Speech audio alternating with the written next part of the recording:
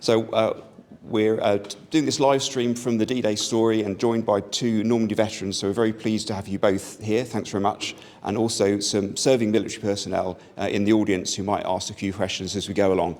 This had been planned as a live stream, but unfortunately that's not working, so we'll have to upload this video later on. So we're very pleased that the Spirit of Normandy Trust brought our two veterans here today so that they can answer some questions. So I'm just going to hand over to Peter Lancaster from the Spirit of Normandy Trust, who's going to say a few words. Thank you very much, Andrew. Well, I'm going to be the facilitator this afternoon. So basically, I'm going to take questions from the floor, from our magnificent armed forces who are present at the moment, and also a few from the internet, which have already come on. But before I do that, I'd like to hand over to Richard Palazinski, who is the chairman of the Spirit of Normandy Trust, and he is going to introduce our venerable veterans this afternoon. Okay, so we've got two veterans here with us this afternoon. John Dennett, give you a little bit of background, quite a youngster, he's 99, threatened to put a flake in him. He joined the Royal Navy in 1942. No, hang on. Yeah, that's right. 1942, served on LST 322. Yep, took part in, actually, in terms of serving on a landing craft or a landing ship. Not a landing craft, it's a landing ship, sir. Yes. He served in the Med on a couple of the landings there before even taking part in Normandy. So by the time he got to Normandy, he was a bit of an old hand. So let's just move on to this gentleman here. Sorry. Yeah, yes. Gentleman here. Henry Rice, again, Royal Navy. So apologies to those who are not Royal Navy present, but you've got two Royal Navy guys. Henry was in HMS Eastway and he was a signalman. So if he can't answer your questions verbally, he'll probably do it in semaphore. Okay, that's our two gentlemen. Thank you, Richard. Right, we're going to start off with a question that came in from the internet earlier on. And this is from Georgina Kennedy. And she says, I'll be tuning in with my two sons, aged 10 and 8. We are at home educating and learning about World War II and the D-Day landings, so they will be watching. Well, perhaps not live, but anyhow. So they've asked various questions, so I think we'll just ask one now, and then we'll go over to the floor and perhaps come back to them later. And the first one I'm going to ask is, did you miss your family? Richard. You mean me? Sorry. I'd never thought of that before, to be honest with you, because I'd volunteered to get away to the war, away from what I was doing. But I suppose when you stop to think, I would probably miss my mum. Like, it's a thing that never occurred to me, I'll be honest with you. I missed them when I was away.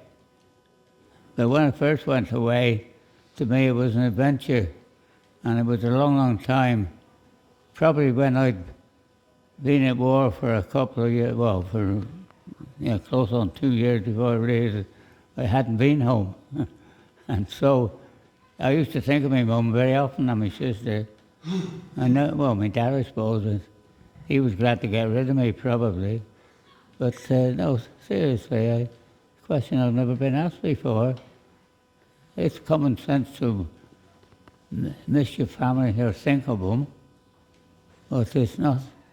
I think everybody bound to sit down and think, wonder how they're doing. I used to write letters to them all, so I suppose in the right I did miss them, didn't I? Yeah. Okay. Henry? Yes, sir. Did you miss your family when you first went to war? No, I didn't. Oh, there you go. Right, I've sorted that out. Very briefly, ladies and gentlemen. Question, you've got a straight answer. Yeah, very briefly. I was born in Clapham Junction in 1926. Dare I say it was a slum area. I don't recall ever being loved or told I love you. At the age of 6, Oh, yes, prior to that, of course, it was the norm then. You sit at the dinner table, shut up, speak when you're spoken to, leave the table with permission, and that was quite simply that. Other than that, you got slapped. So, no, I don't recall having love for my family. At 6 years of age, we moved to Guildford. For whatever reason, I never found out why, but it was a sudden midnight move. There I saw a cow. What's that? Sheep. Pigs, with the exception of horses, because Grandad was a farrier at Waterloo Station. I never saw animals and that, so it was a new experience. I became, dare I say, a loner, because at school, and I'm telling the truth, I promise, eventually I was allowed to leave school a few minutes before school closed. That enabled me to get home without being tabbed the dirty Londoner. So it's a very difficult period of time. So, Henry, can I just turn that question around then? When you joined the Royal Navy, did that give you a family? When I joined, I volunteered for the Royal Navy at the age of 17, was accepted on my 17 and a half birthday. From there on, and please look at me, you're looking at a proud man, a clean man, well-mannered, with pride in the Royal Navy. I loved it, I adored it, and it brought me to what you see at the moment. Thank you. Fantastic. Thank you very much, Henry. I think we'll go to the floor now. Would somebody like to pose a question? The wing commander in the second row.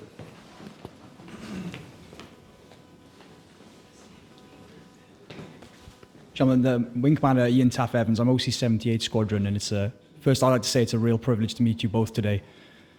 When I've spoken to veterans previously and speaking to you today, I'm always staggered by how vividly you can recall details from 80 years ago.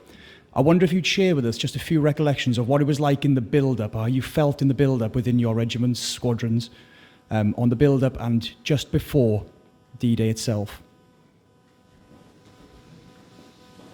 Well, for me personally, obviously I had to work. My job was a roofing labourer, and we just kept going. I was a member of the Air Training Corps. My ambition always was to join the Royal Air Force, but certain circumstances stopped me doing it, hence the Royal Navy. I was excited. I didn't know, I had no idea what I was going into, but it was a new life, and I don't know, I just had to escape the life I had, and I wanted something different. It's as simple as that, sir. Pardon? Run that one round to John. I didn't hear the question. I'll do the question for you.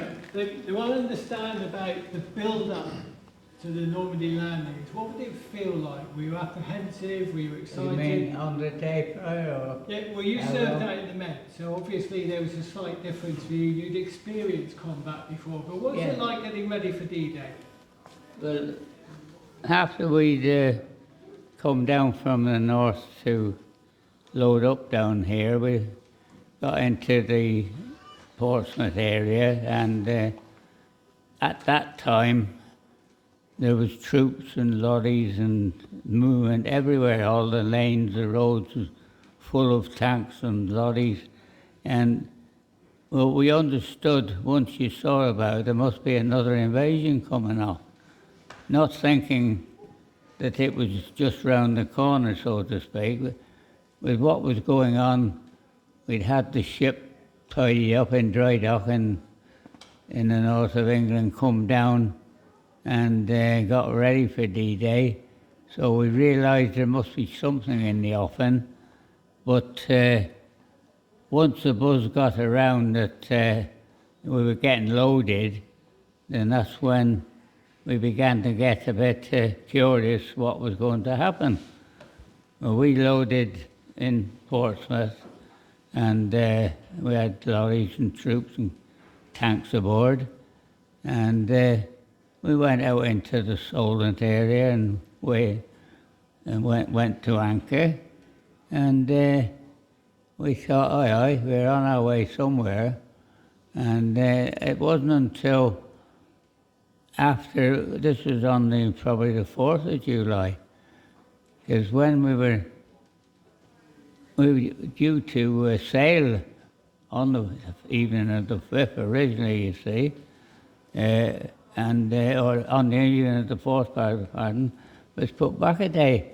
And somewhere along the line, during that 24 hours, we were at anchor, and then when the word got to weigh anchor, it was somewhere around about midnight on the 5th, and we set sail to join the rest of the things in the channel there. And when we got into the channel and looked, well, we were looking right because we came out this way, and you couldn't, as far as the eye could see, there was ships, and you thought, my goodness, what's all this?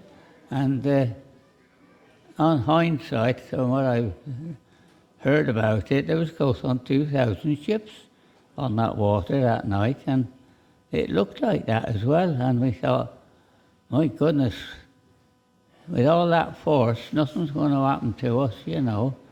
And we thought, I wonder where we're going. And then when we set sail, we headed straight ahead, so to speak, and we thought, oh, we're going to France. We didn't know where, but we thought, well, with all this amount of, well, what would you call it, armour and Lawrence, nothing can happen to us, so that's the way I felt, you know. But it was a silly feeling, but that was my feeling. With the amount of might we had on the water that night, this landing would be a big one, and as things turned out, it did. And coming up to the beaches, we ran about 5 o'clock in the morning. The bombers overhead. We went, what's that noise? And it was our bombers heading out into Germany to have a go at wherever they were inland.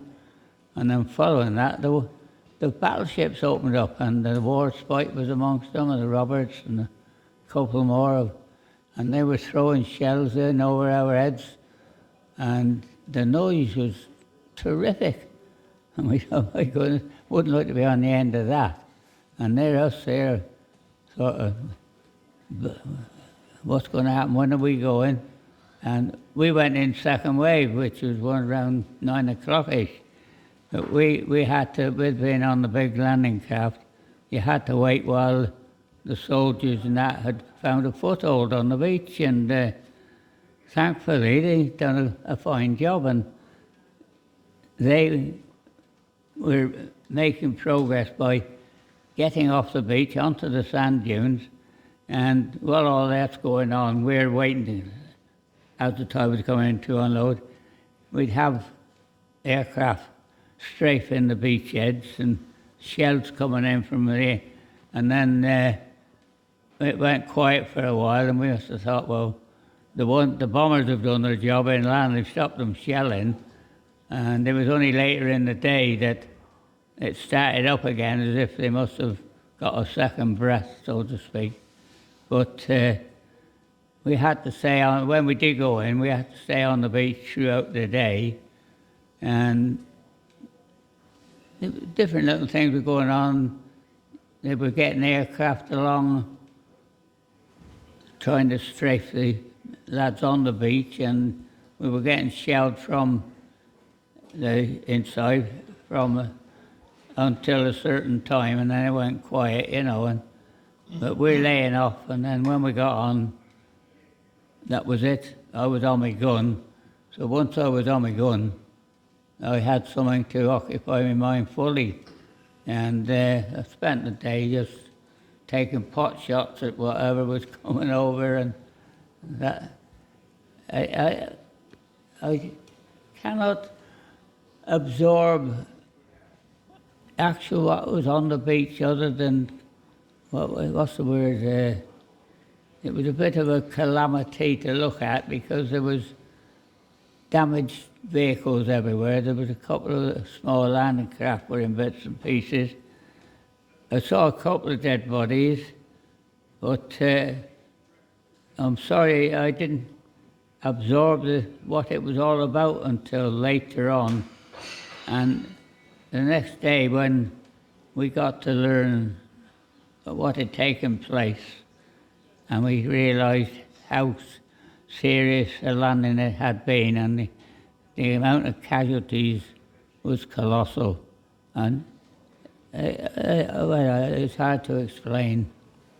I think of it now, and I thought, well, I was lucky to have been able to been involved with it, come home, and then I have to stop and think of all them young lads who didn't come home.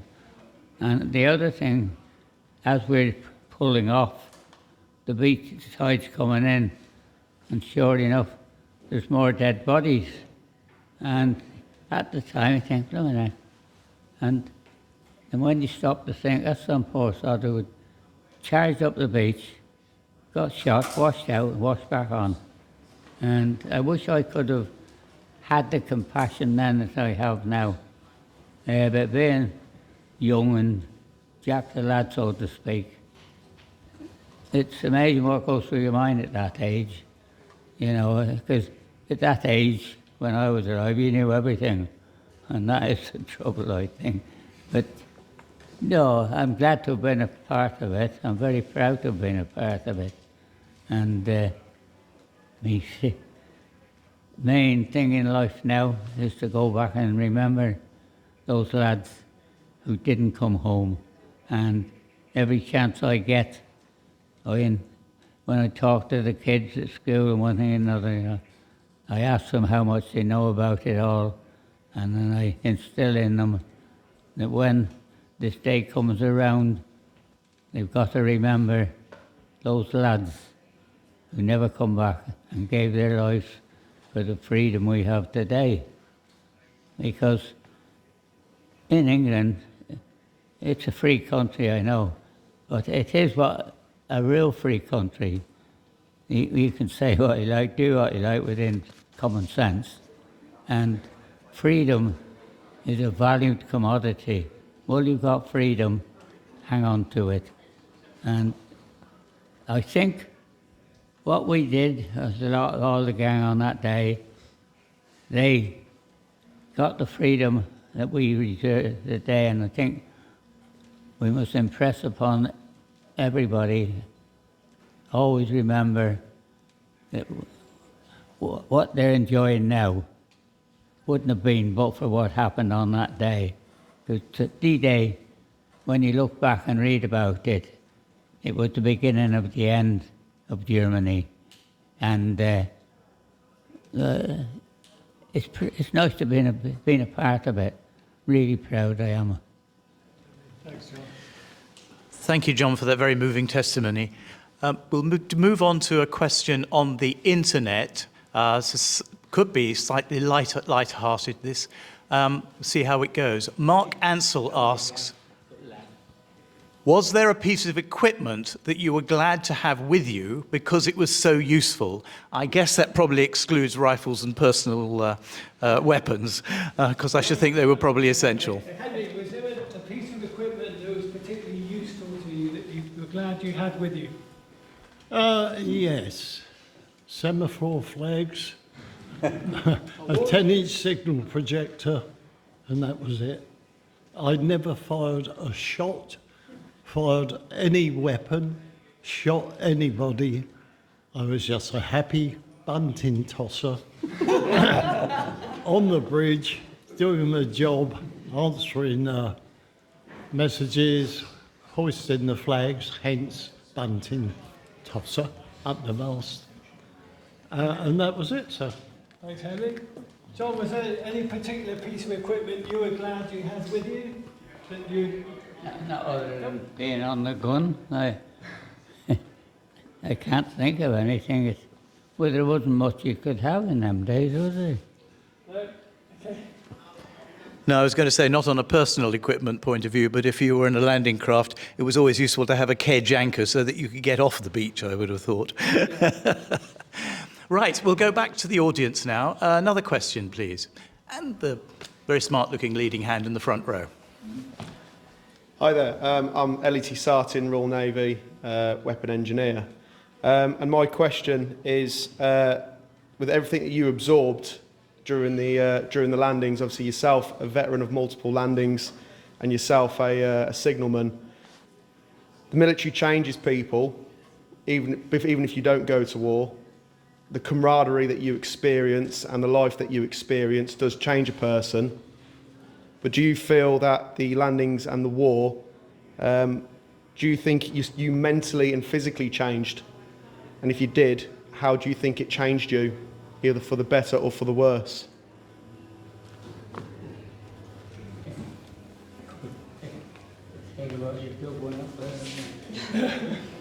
Well, for me personally, I never landed at all. I remained on board ship from the beginning. It's just, and again, now, please be patient with me. I made only one trip to France. I was in barracks at Portsmouth. I was bored. Things were happening. I wasn't involved. I wanted to be. So I used to go to the dockyard as part of a working party, just for any reason, to see these ships. The men, like this gentleman here, the army and that, who I'm in complete awe of, and that isn't silly words, I mean it. Walking around, I had a tap on the shoulder. I turned round, a voice said, "Hello, Henry." And I said, "Blimey, hello, John, how are you? What are you doing here?" He said, "I'm on that ship out there." So he said, "What are you doing?" I said, "Wasting time." Well, he said, he called himself Jack Dusty, which meant that he used to come ashore and collect all stores, apply for them and collect them. So he said, "Well, look, I've got stacks here. Give me a hand and come on board." So I said, I'd love to, thank you. I get on a motor fishing vessel and away we go out into the Solent. We get on the ship.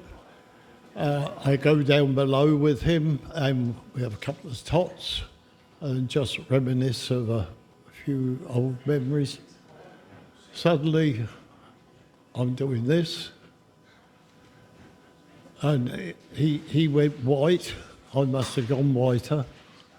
We rushed up top to see the anchor coming up, and the engine's turning over nicely. The motor fishing vessel is way, way, way away. So away we go to France.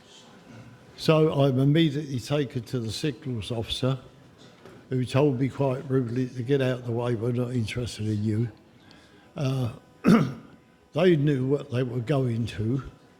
Now we're talking about D7, D8. So I do this one trip. I learn, how am I?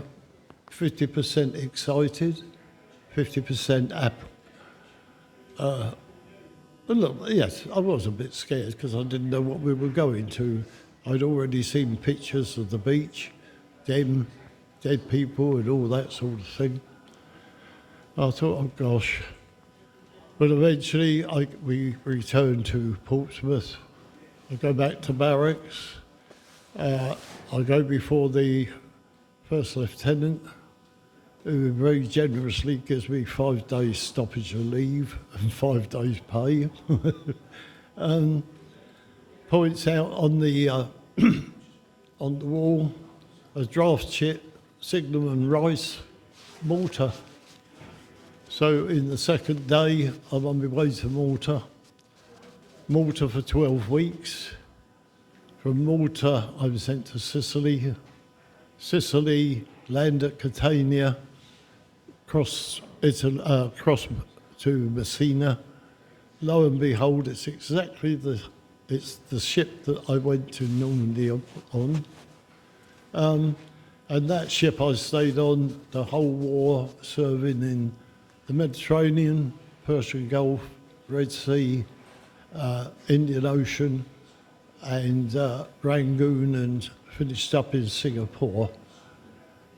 Just a few days there, and then because they knew I was coming, the Japanese decided to pack it in. And basically back to Sri Lanka, got a draft ship there to come home, and was demobbed. So, you know, when I say, and I do say it sincerely with embarrassment, when I sit next to a gentleman like this, my couple of mates who was in the Queen's Royal Regiment, they didn't come home. So part of these trips are not only for a bit of fun and enjoyment and that, it's for my comrades. I just want to remember them, and I do remember them sincerely, and shed a few tears when I'm ready. Thanks, Henry. So I think the answer to your question for Henry was he saw the world, which he wouldn't have done. John, did your military service change you in any way? And if so, how do you think that changed you? You mean we changed? In what way of changing? Put it that way. Well, did it change the way you think? Did it change the way you act? Or have you actually been untouched by it? Well, to be honest with you, when you join up, you get used to military discipline, and it takes a while, and in the long run it does make a man of you. And as you go on through life, as we did through the war, it really made a man of me, or I think it did. And I was lucky to be one of them who come home. And when I got out, after the war was over, I was glad to get out, I'll tell you that. It wasn't that it changed me. I think I thought to myself, I've had enough, and I need to get out, get some leave, and do something else. And as luck would have it, that's what happened to me. But through all my years, I always think of the days I was in the Navy, and how it made me think about life and appreciate life. As to regards altering me, I don't think it changed me in any way. Even now the people call me the naughty sailor up at home, you see, mainly because of different things we relate during the war, and because you still talk about different things to different people. And no, to me, it was my life while the war was on, and I still consider myself a sailor. I know that sounds daft, but that is I'm out and out Matlow, and I like all the other services, and without them we wouldn't have managed. And we have good banter now with all the ones that we meet the Marines, and they say, well, we've good fighters with us, you know, both ways. And you got the Army and the RAF and all that. See, when you were all a fighting force, you were all friends of a fashion until you met in a pub. And Then when you got to sit down and be serious, you thought, well, they were like us. They put their lives at risk for whatever went on. And even now as I talk to older boys and young ones, it's still the same. There's still that little feeling, isn't there? But it hasn't altered me anyway through my life. I always feel grateful that I was in the Navy. And I like being referred to as an ex-sailor, I'll be honest with you. Okay. That's all I can tell you. Thank you very much indeed. Well, sadly, we've only got time for one more question. We have 2 Royal Marines sitting over there, and I suspect, yes, absolutely, definitely time for you to say your question. Thank you. Thank you very much. Like the others said, it is an honour for us to be in your presence today. So both of us have just passed out of training 12 days ago, and we had 11 months training, but I'm sure it's probably different for you guys and what you experienced after training. So did you feel prepared for what you saw and what you had to do after your training? Thank you. So, John, did you feel prepared by your training for what you had to do? Well, I will admit, when you get there to the training ground, the first, well, after you've had your medical and all that, and you dress up like a sailor, and then you start your parade, and you wonder what's going to happen.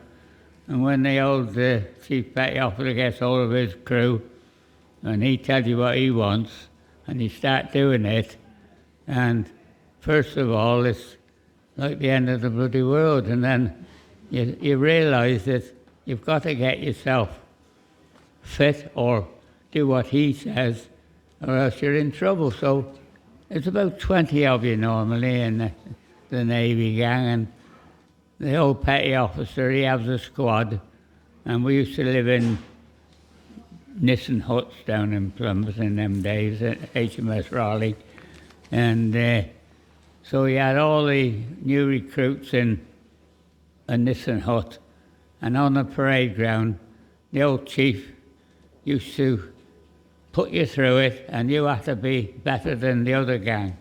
And it took a while to knock it into you, because also implied was you had to fight the ones in certain huts. They used to draw out the hut, which hut you were fighting, and that was your physical exercise. And these physical instructors, I don't know whether you have them now, but in our day, you had physical instructors with their fine uniform and that, and you and you, like you and you. And that's where I got my first bloody nose, I know that. But it's what helped to make you a man, so to speak, and you realise when you're marching and he's shouting out like this way, and he got it, you all going in one, you're achieving something. And then you sort of felt a bit proud about it, and you tried to be top of the class, so to speak. But the training days down in HMS Raleigh were wonderful times. You're a Marine, you say? One of the parts was to go and try your commando course. And that was because we thought we was Jack the Lads.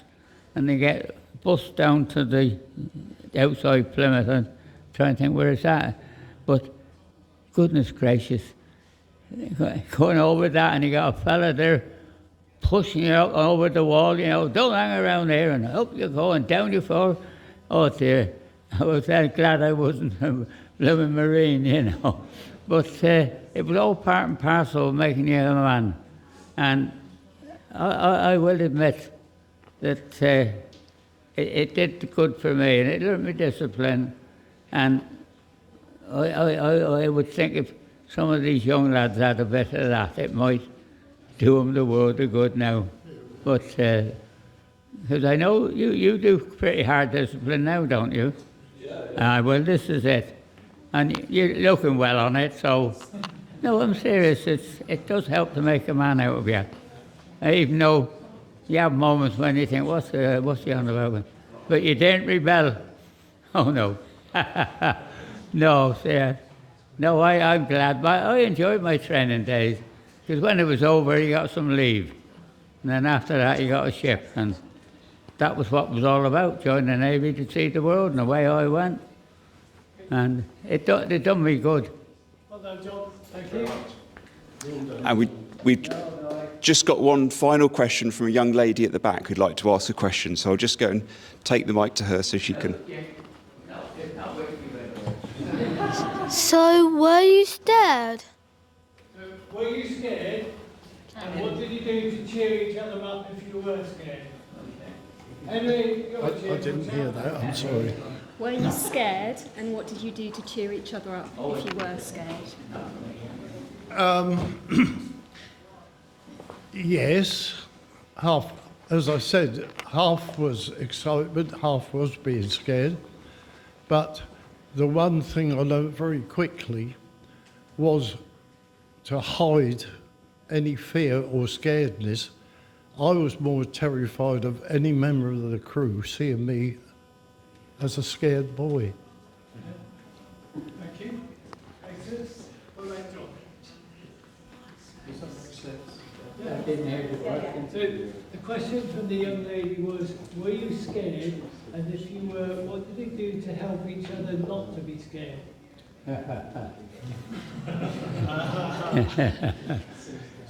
They're scared and scared, frightened and frightened and curious.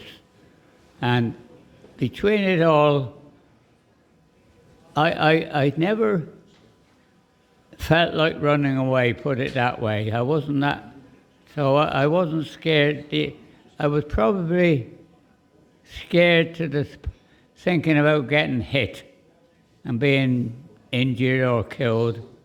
But I think when at our age, I think you're more curious than anything, because like when we were young and that, we thought we knew everything, and or I did anyhow, and you wouldn't let yourself be scared. I don't think you're just curious, and because each landing is different.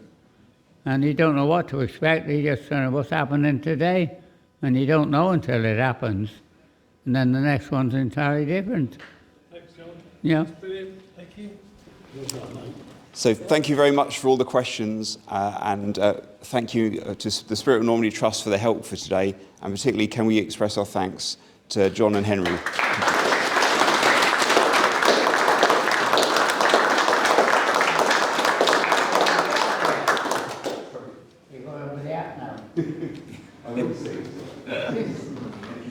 Great. Thank you very much.